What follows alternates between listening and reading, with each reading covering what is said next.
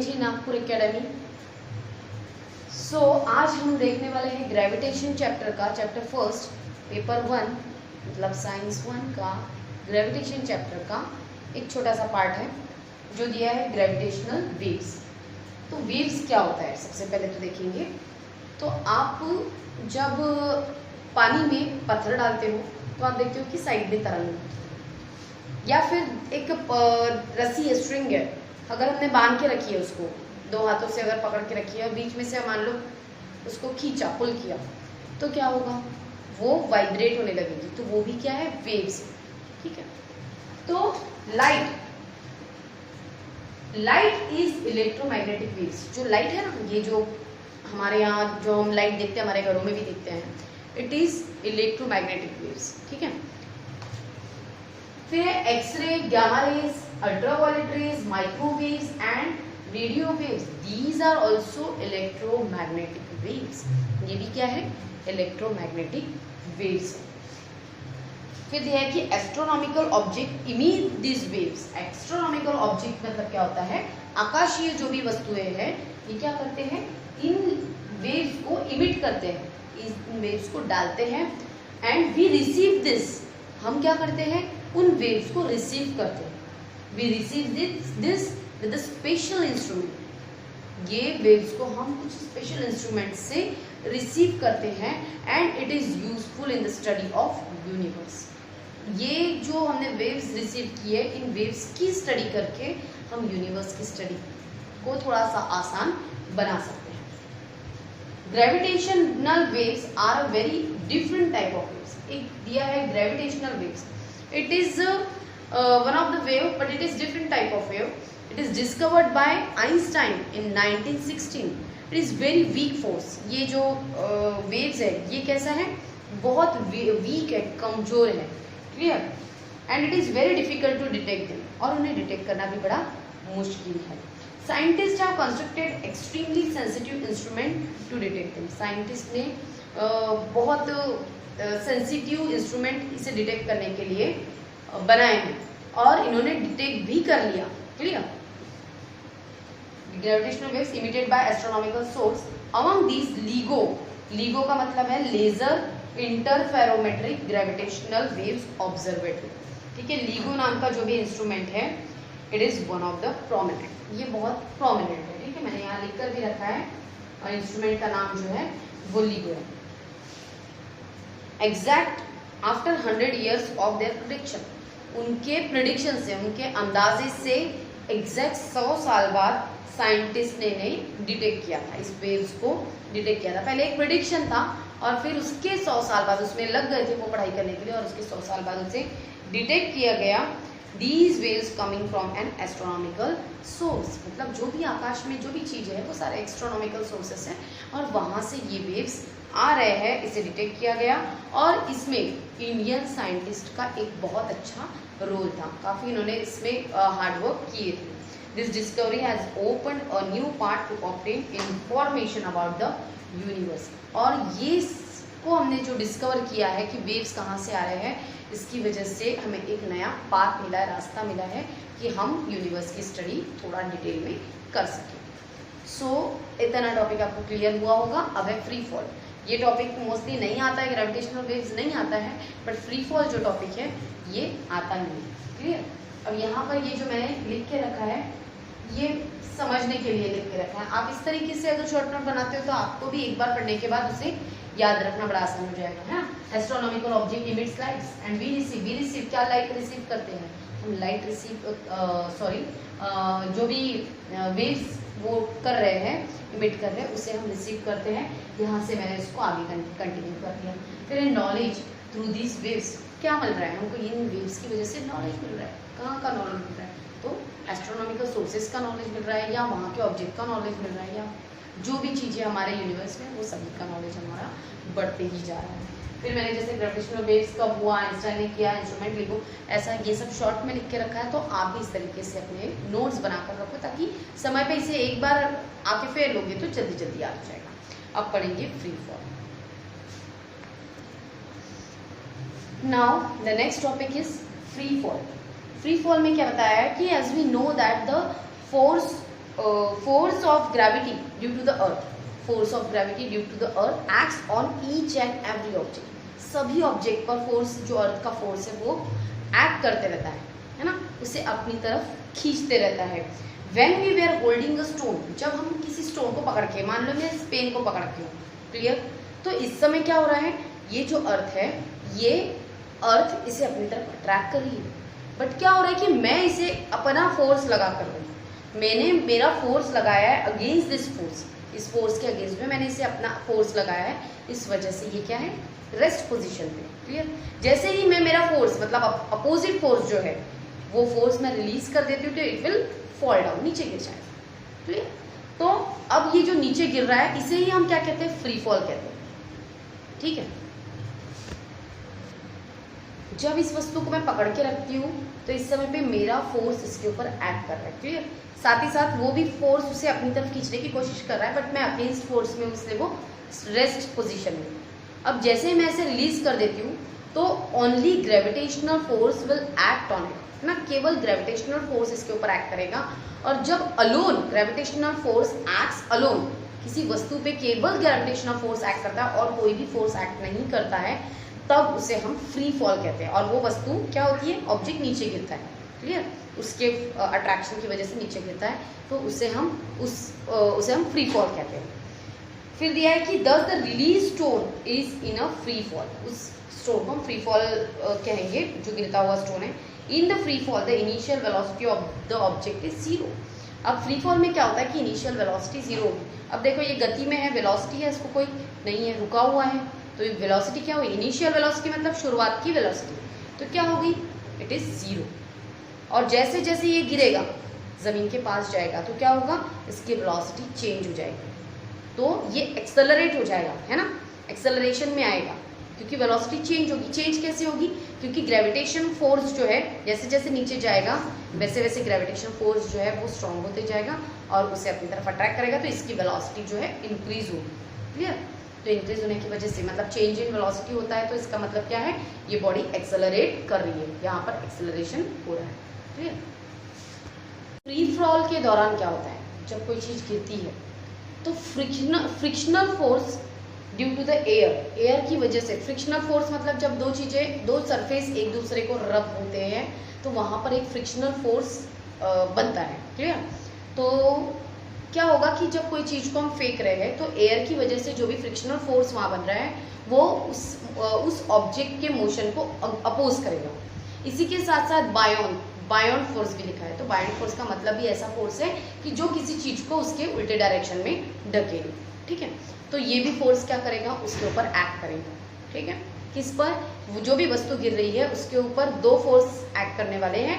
Air की वजह से वो एक है frictional force, second one is buoyant force.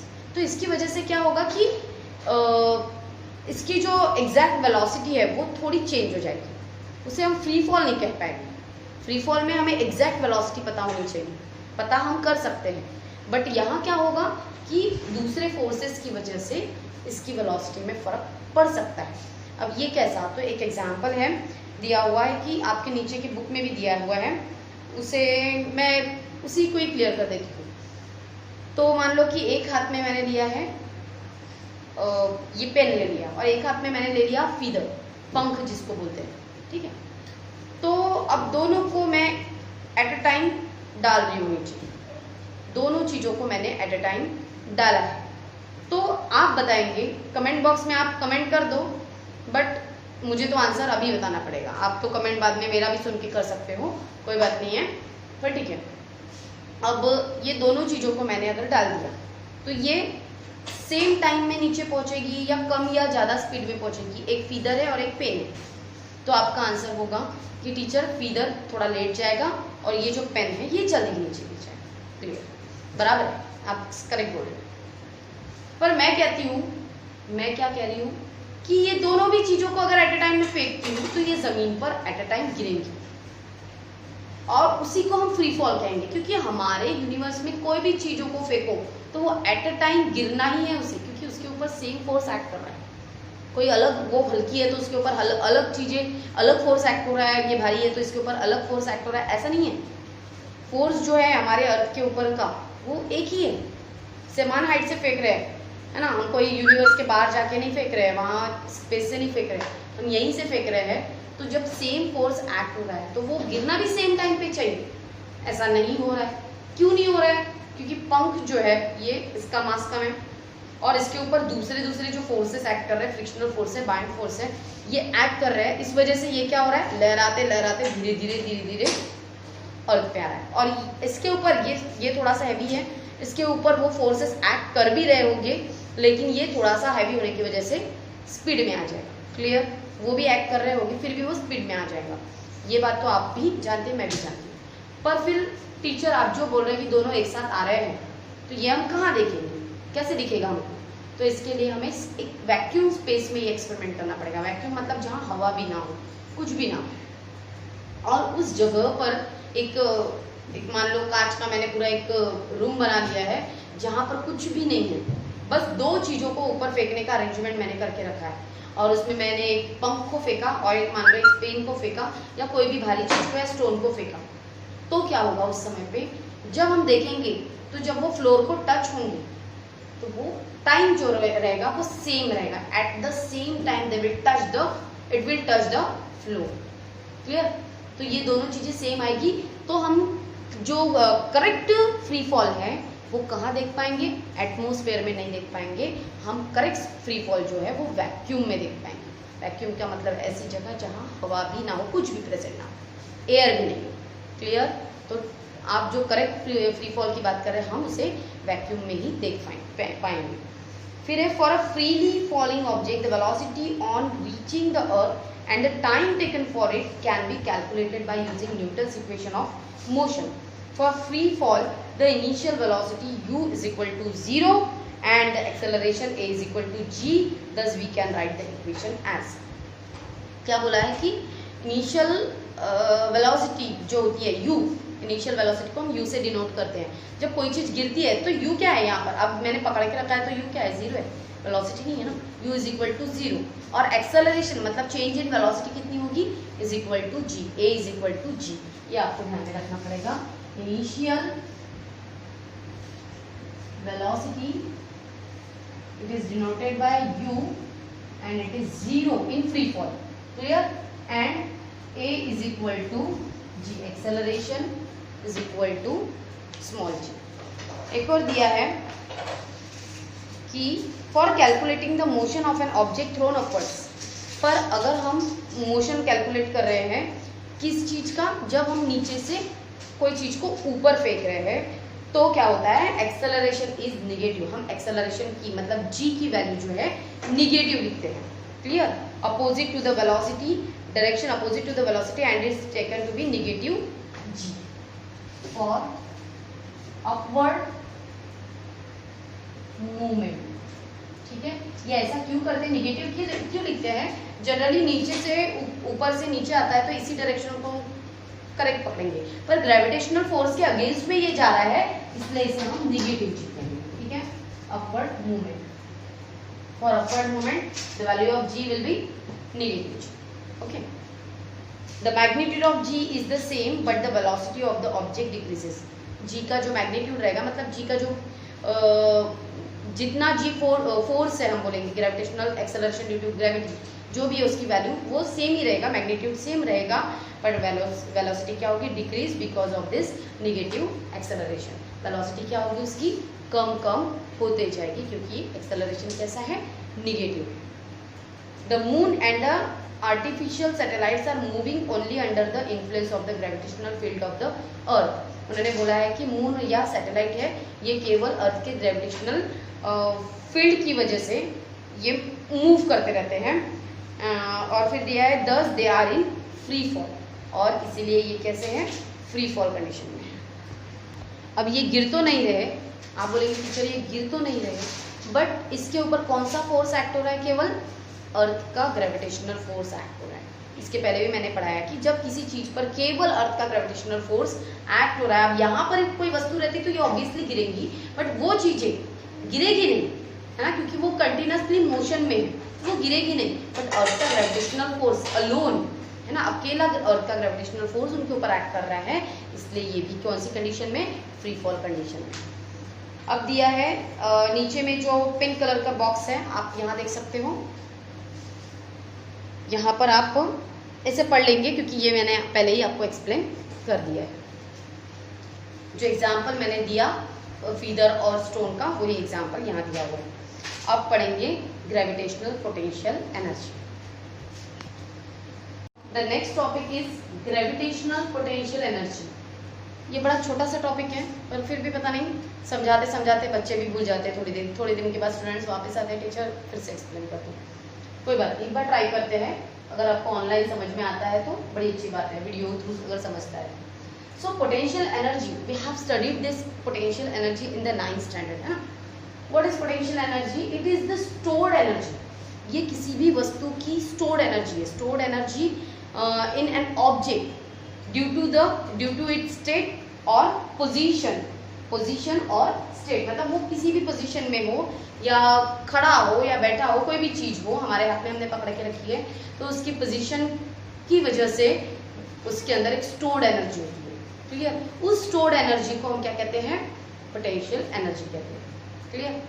अब आगे बढ़ते हैं। This is relative and it increases with height. जब डिस्टेंस बढ़ता है, अब हमने पृथ्वी पर कोई चीज को रखा है, कोई भी ऑब्जेक्ट को मैं हमारे अर्थ पर रखती हूँ, तो ये पोटेंशियल एनर्जी जीरो होती है। ठीक है? पृथ्वी पर कोई भी वस्तु को रखती हूँ तो पोटेंशियल एनर्जी जीरो है। क्यों जीरो है? क्योंकि पोटेंशियल एनर्जी को अगर हम उस वस्तु का ऑब्जेक्ट का अगर मास m लेते हैं, g होता है, और हाइट लेते हैं, तो हाइट क्या होगी? जीरो, है ना। कोई चीज अगर पृथ्वी को लगकर है, अर्थ को टच करके है, तो हाइट क्या होगी? जीरो होगी। ऊंचाई पे थोड़ी है वो, तो हाइट इज जीरो और very small compare to the earth radius. Earth के रेडियस के कंपैरिजन में बहुत छोटी है, तो इतनी छोटी हाइट को हम निग्लिजिबल कर देंगे, जीरो के तौर पर ले लेंगे। So it will be zero on the earth surface. Okay, potential energy is zero on the earth surface. ये क्यों है? क्योंकि हाइट बहुत स्मॉल है, निग्लिजिबल है। ये क्लियर हो गया होगा आपको। अब देखते हैं कि it is increases with height. जैसे जैसे ऊंचाई बढ़ेगी वैसे वैसे ये पोटेंशियल एनर्जी क्या होगी? बढ़ेगी, है ना। इस वस्तु को मैं यहाँ रखती हूँ तो इसमें थोड़ी कम होगी, और थोड़ा कम होगा, ज्यादा होगा, और इसमें पोटेंशियल एनर्जी ज्यादा होगी। हम ऐसा कंसिडर करके चलते हैं।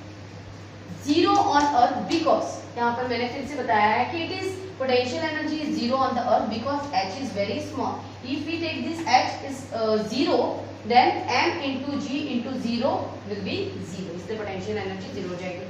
Assume g is constant for small height। मान लेते हैं कि स्मॉल हाइट, छोटी हाइट पे, मान लो इतनी हाइट पे है अर्थ से, तो यहाँ तक की हाइट में, तो g तो कांस्टेंट ही लेंगे हम। आपको पता है कि g की वैल्यू हम इतनी इजीली चेंज नहीं करते, थोड़ी थोड़ी ऊंचाई पर चेंज होने वाली हाइट को हम कंसिडर नहीं करते हैं, तो g क्या होगा? कांस्टेंट होगा। So greater height g decreases, ऐसा लिख के रखा है। एज द हाइट, अब इतनी हाइट है तो g तो सेम रहेगा, कांस्टेंट रहेगा। बट मान लो कि बहुत ऊंचाई पे चले गए, है ना, जैसे चांद है या स्पेस के ग्रेविटेशन फोर्स के काफी बाहर चले गए हैं। क्लियर? तो उस समय पे g क्या हो जाएगा? Assume g is constant for small height, greater height g decreases. As the height increases, the value of g decreases। ये हमने पहले भी पढ़ा है कि g की वैल्यू डिक्रीज होते होते जाती है। जितनी जितनी ऊंचाई पे जाते हो तो g की वैल्यू कम होते जाती है, स्मॉल g की वैल्यू। सो infinite distance, eight infinite distance, एक बहुत ऊंचाई पे हम चले गए हैं, बहुत ऊंचाई पे, तो g क्या हो जाएगा? जीरो हो जाएगा, है ना। स्मॉल g की वैल्यू कम हो रही है, हाइट जैसे जैसे बढ़ रहा है, तो फिर पोटेंशियल एनर्जी अब वापस क्या होगी? आप देख सकते हो, potential energy is equal to mgh. As the value of g decreases, that means it gets zero, multiply by zero, multiply by h। अब चाहे हाइट कितना भी हो, चाहे मास कितना भी हो, लेकिन एक जीरो आ गया, इसका मतलब ये पूरी टर्म क्या हो जाएगी? जीरो। क्लियर? किसी भी नंबर को हम जीरो से मल्टीप्लाई करते हैं तो वो आंसर जीरो ही आता है। तो यहाँ पर g की वैल्यू जीरो होने की वजह से क्या हुआ? एक हाइट पर जाने के बाद पोटेंशियल एनर्जी क्या हो जाएगी? जीरो हो जाएगी। एक तो अर्थ सरफेस पर जीरो थी क्योंकि वहां हाइट नहीं थी, और अब हाइट है, मास है, लेकिन g की वैल्यू क्या हो गई है? जीरो हो चुकी है। इस वजह से भी ये पोटेंशियल एनर्जी क्या हो जाएगी? जीरो हो जाएगी। ठीक है? अब ये मान लो यहाँ मैंने बना के रखा है, आप देख सकते हो, ये मैं अर्थ पे खड़ी हूँ, ठीक है। और पोटेंशियल एनर्जी ये इनफाइनाइट डिस्टेंस है, this is infinite distance, okay. बहुत ऊंचाई पे हम चले गए ऐसा मान के चलो, तो जब बहुत ऊंचाई पे जाते हैं तो पोटेंशियल एनर्जी कितनी होगी, जीरो हो जाएगी, पोटेंशियल एनर्जी जीरो हो जाएगी। तो हम वहां से जब कंसीडर करते हैं, उस जीरो से कंसीडर करते हैं, तो पृथ्वी के तरफ जब जाएंगे तो पोटेंशियल एनर्जी हमें निगेटिव में शो होगी। आप स्केल देखते हो ना जिसमें एक साइड में पॉजिटिव वैल्यू और दूसरी साइड में हम निगेटिव वैल्यू लिखते हैं, उसी को ध्यान में रखो कि हमने वो जीरो कंसीडर किया है, तो इधर साइड में जो वैल्यूज हम लिख रहे हैं वो क्या है, निगेटिव है। मतलब जैसे जैसे हाइट कम होगी वैसे वैसे पोटेंशियल एनर्जी की जो वैल्यू है वो क्या होगी, निगेटिव होगी। यहाँ पर ये थोड़ा समझना बड़ा मुश्किल होता है स्टूडेंट्स को, ठीक है। तो अभी आपको उस समय पे, अभी जब हम इस जीरो से कंसीडर कर रहे हैं, तब आपको पुराना थोड़ा सा छोड़ देना है, भूल जाना है। फिर आप सोचोगे टीचर फिर जमीन पे भी तो जीरो आई, फिर आपने ऊपर में 1 + 1 + 2 क्यों नहीं कंसीडर किया, फिर वहां से ही क्यों किया, ये भी क्वेश्चन आपके दिमाग में आ सकता है। तो इसके लिए हम क्या करना है कि पुराना जो पढ़ा हमें उसे थोड़ा साइड में रख देना है, ठीक है। और कंसीडर क्या करना है कि ये जीरो है और यहाँ से हम ये जो नीचे की वैल्यूज है इसे हम क्या कंसीडर करेंगे, निगेटिव जो भी वैल्यूज है, -1 2 3 4 जो भी हाइट वैल्यूज रहेगी वो वैल्यूज हम कंसीडर करेंगे। किसकी वैल्यूज, पोटेंशियल एनर्जी की वैल्यूज, ठीक है। और पोटेंशियल एनर्जी को लिखते कैसे हैं, तो निगेटिव Gmm/R+H,